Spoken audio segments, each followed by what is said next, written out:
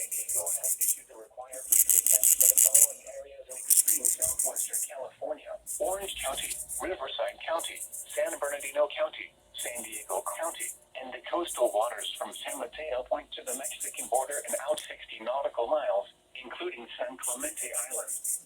A test signal was broadcast to test the public warning system.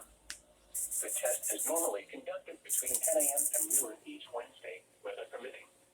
The signal was also used to test the activation and emergency readiness of the Skywar network of radio operators.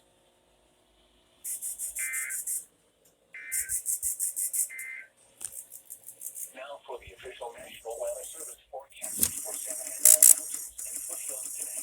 Sunny in the morning, becoming partly cloudy. High is 46 to 51. Areas of winds west 15 miles an hour in the morning, becoming light.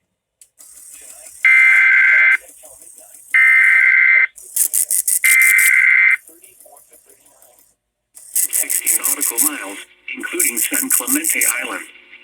A test signal was broadcast to test the public warning system. The test is normally conducted between 10 a.m. and noon each Wednesday, weather permitting. The signal was also used to test the activation and emergency readiness of the Skywar network of radio operators.